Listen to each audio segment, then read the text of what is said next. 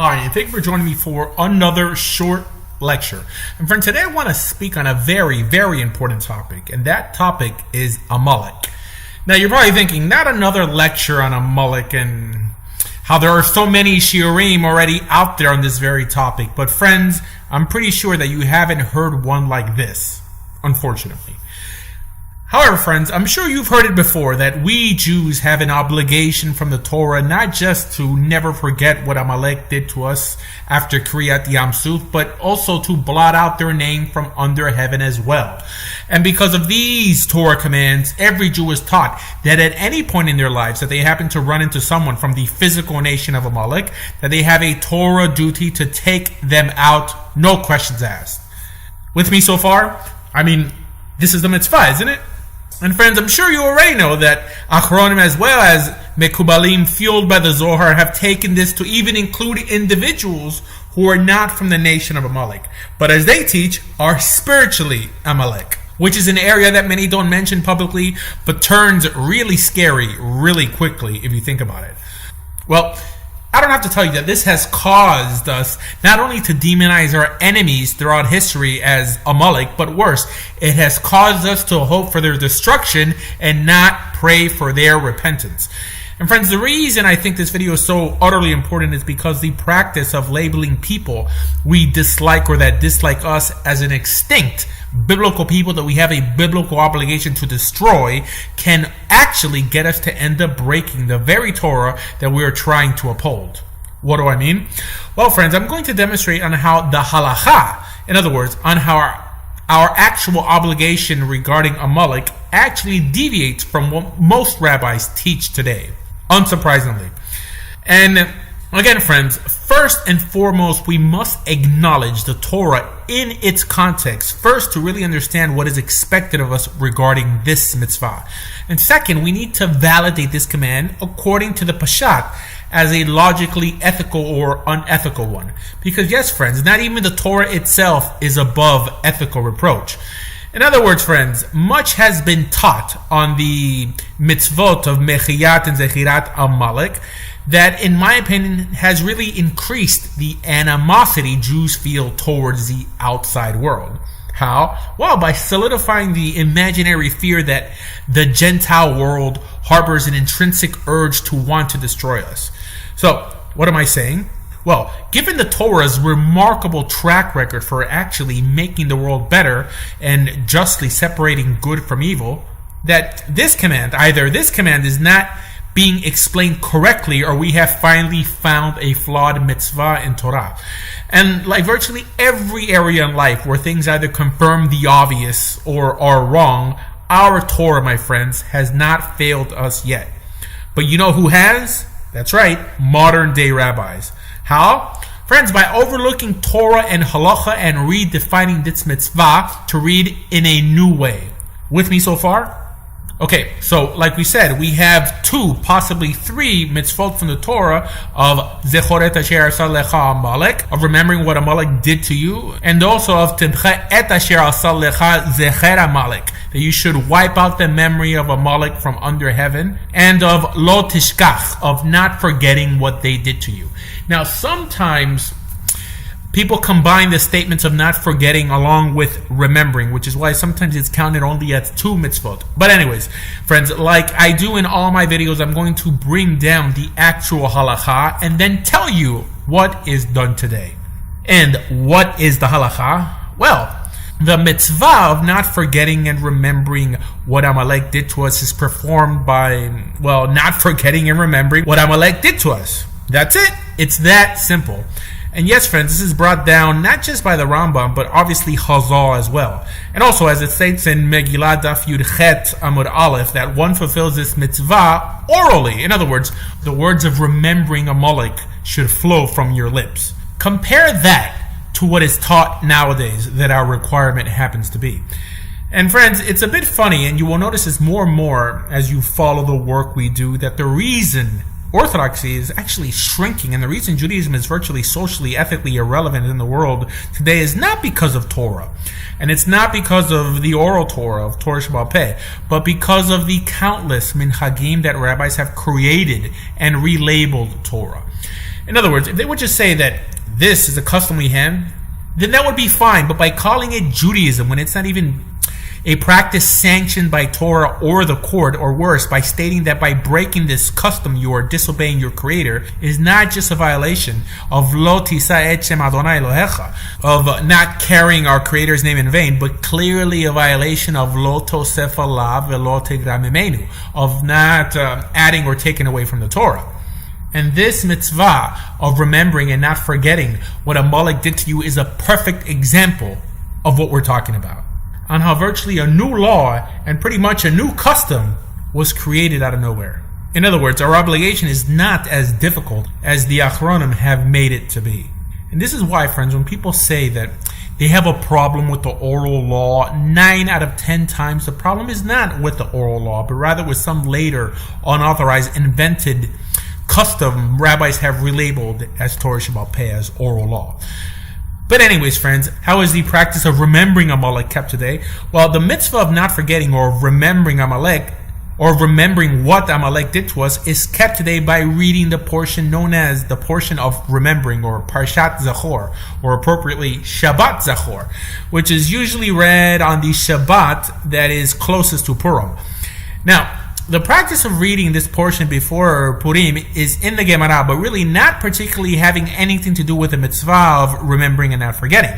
But obviously, even I would contend that the way it's kept today, although it's not the only way to keep it, this practice of hearing it read from the Torah, assuming one is concentrating on the words and is understanding what is being said, does fulfill one's obligation if one failed to think about it or didn't already read it in either Parshat Kititze or Beshalach. But like we said, it's not the only way. Now, Parshat Zachor is really the end of Parshat Kititze. Now, in terms on how things are done nowadays people are told that attending the reading on Shabbat Zachor is the actual Torah obligation.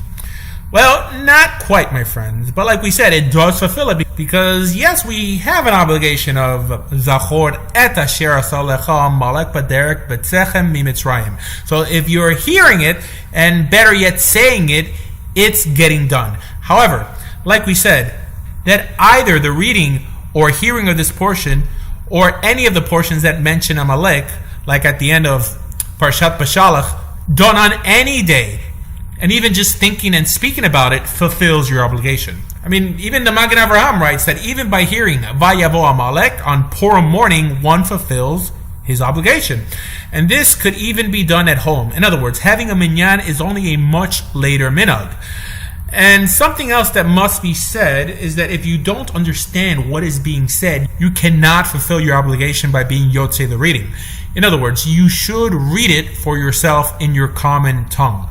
And friends, this is all that is required regarding the mitzvah pertaining to the remembering and not forgetting of what wicked Amalek did to us. I mean, one can honestly say that many of the Rishonim and virtually all the Achronim have together created a new religion. In other words, they have departed from Torah Shebiktav and Torah Sheba'al Peh and have created their own Torah by calling their customs Torah. I mean, friends, we have to begin in making a distinction between what's Torah, what's halacha, and what's minhag or agarata or midrashim. Because I know people who travel hours to find a shul with a minyan just to hear a sliver of a parasha being read when they don't have to. Or many living in guilt because they may have overslept on Shabbat Zachor.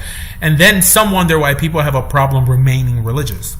So, now you're probably wondering, what about the mitzvah of Mechiyat Amalek, of the command that Israel has in destroying Amalek?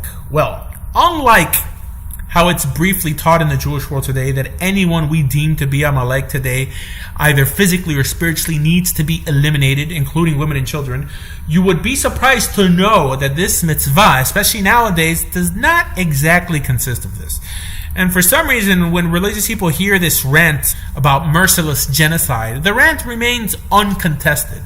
What, friends? Only because a rabbi is saying it, it must be true? Which is why you must know that our Torah is not a cruel or barbaric instruction manual. No, friends. That this is why neither Torah Shebiktav nor Torah Sheba'al Peh ever instructed us to wipe out a people for just being it. In other words, there is both an ethical context and lesson being displayed within any mitzvah regarding Amalek. And what's that? that we are only interested in killing Amalek only if they continue in their wickedness. Like it's brought down by the Avnei Nezer and others who state that if Amalek would only just change their ways, we would have no mitzvah to destroy them, which is the pashat found in Sefer Shmuel in Perek Tet Vav, Pasuk Yud Chet. It states, Lech v'chacharamta et chachataim et Amalek. Go utterly destroy the sinners, the Amalekites. In other words, hachataim, the current sinners, i.e. if they weren't sinners, they would be no mitzvah to destroy them. And we also see that in that same parak of Sefer Shmuel regarding the individual Agag, what does Shmuel tell Agag? Just as your sword made women childish, so you will be killed. In other words, he doesn't say that I'm killing you because you're Amalek or your people attack the Jewish people, but because you are wicked. The pasuk is clear that the reason we destroy them is so that we don't learn from their wicked ways, not just because of the blood running through their veins. And again, friends, this is not only the pashat, this is the actual halacha, unlike what you may have heard. And that's that we never invade or destroy any nation without first giving them the option for peace or accepting a plea of peace from them. And this is what's brought down in Hilchot Melachim in the 6th parak. And two, my friends, that the mitzvah of destroying Amalek, al pi halacha, already occurred at the hands of Shmuel Navi and Shaul Amalek, as the Rambam brings down in Hilchot Melachim in the 1st parak, basically quoting the Gemara in Masechet Sanhedrin, that one of the 3 requirements to entering Eretz Yisrael was destroying Amalek. And then it goes on to say that this mitzvah was accomplished through, like we said, Shmuel Navi and Shaul Amalek. And if it wasn't enough for you, it's also crystal clear that al pi halacha, even if there was an obligation today to apply some sort of judgment on a biblical people, as the Mishnah says in Yedayim, in the Gemara in Berachot, that because Sancherib mixed up all the peoples, that no one today could ever halachically be liable for belonging to some biblical tribe. So again, friends, we have no obligation to wipe anyone out who, of course, is not trying to wipe us out. Think about that the next time you hear someone referring to the church as Edom or the Muslims as Ishmael, or how the Jews did towards the Armenians by calling them Amalekim, which caused Turkish Jews not to speak out or try to stop the slaughter of over 1 million Armenians, which was also one of the reasons Baruch Goldstein gave for his slaughter of Muslims in Hebron. And also, friends, you must also know that al pi halacha, this mitzvah was never for individuals in the first place, but only for the nation of Amalek. And right about now, you're probably thinking, what continues to get people continually labeling our enemies Amalek, when again, the halacha is crystal clear? And friends, the answer to that question is the invention of the spirit of Amalek. Yes, friends, the silly idea that there's some sort of spiritual virus that flows around among the non-Jewish world that wants nothing but to destroy all Jews. And actually, the initial culprit that God is constantly trying to apply the biblical status of an extinct people to either modern-day individuals or groups of people was predominantly the Zohar, not to mention countless other irrelevant midrashim. And virtually every Acharon who has peddled this un-Torah notion of the supposed spirit of Amalek, which in turn has given us a whole new avenue of people we can blame for our own problems. Yes, friends, the infamous spirit of Amalek. And friends, if this isn't adding to the Torah, I don't know what is. In other words, anyone who's familiar with the Peshat of the Torah's narrative regarding the attack from Amalek could never say that the reason they attacked Israel was for being Israel. In other words, they would have attacked anyone in the same manner, just because they were an unjust people, not anti-Semites. Not to mention that they were also descended from Avram and Yitzhak. And for those who are obsessed with Jewish blood and pedigree, they were also part of the ancestral covenant because, like the Torah stated, that it was Yitzhak who was the son of the promise. So those who believe that blood is everything, Amalek, at this point, were not much different than the children of Yaakov. In other words, they were both Hebrews. And remember, at this point, Israel has not accepted Torah yet. And friends, the reason I'm mentioning this is to dispel the silly notion of intrinsic worth, either good or bad. Another silly idea that is so commonly taught in the Jewish world today, that blood in some way trumps intentions, and that the reason you either choose good or Torah or even evil in that sense is because you are genetically disposed to. And this, friends, is sad to say, is what is believed in the majority of the Jewish world today. And this really leads me to slightly touch on a topic that I don't think I've ever mentioned before. And that, my friends, is on the myth of anti-Semitism. The myth that there exists a people who hate Jews for no other reason than for the simple fact that they are Jews. And this is, of course, if you don't define anti-Semitism as any ill thought or actions displayed towards Jews or against Jews. I mean, if a Jewish murderer is justly put to death, I hope you would not consider this an act of anti-Semitism. A notion that, like we said, my friends, does not appear in Torah. In other words, the Torah is very clear that whenever Israel suffers in the collective, it is either for a mute reason, like one country or leader trying to conquer another for gain, or because we did something against Torah to merit it. So if we rise, my friends, if we fall, it's all in our hands, either for being weak and unprepared or for straying from Torah. So let's cut out all the nonsense and understand Torah properly and not keep redefining our enemies to suit our weaknesses. Like how it's taught nowadays that Amalek is actually your Yetzer Hara or doubt. Friends, let's not invent a new religion. And of course, like in most areas in Judaism, this area is not monolithic. In other words, you do have other rabbis with different opinions, like Rashi in the Pasuk that states that Hashem will war against Amalek from generation to generation, Ledor Vador, that this means that we must also war against Amalek from generation to generation, which according to the Halakha makes no sense, and according to the Pashat is something left for Hashem to do in his own way.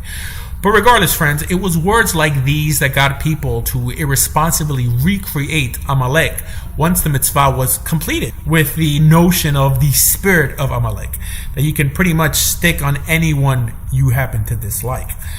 And I should also mention that even in Tanakh, the Tanakh itself describes people from Amalek converting to Judaism, like the story in Sefer Shmuel regarding David Amalek's encounter with the son of a convert from Amalek, or the statement in Masechet Sanhedrin that states that the descendants of Haman, whom by the way the Gemara hints to be in Amalekite himself, learned Torah and Bnei Brak.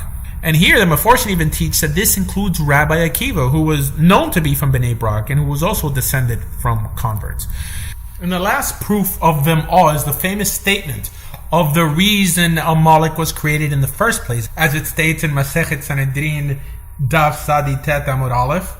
They were told that the creation of Amalek was a punishment that our Avot, our patriarchs, Abraham, Yitzhak, and Yaakov, received for not accepting Timnah, the mother of Amalek, as a convert when she was pleading to convert. And friends, if this Agadah is true, one could only imagine all the more enemies and the animosity we have created every time we push a sincere individual away from Torah. And that's pretty much it, friends. So for more information on everything Jewish, please visit bejewish.org. Thank you.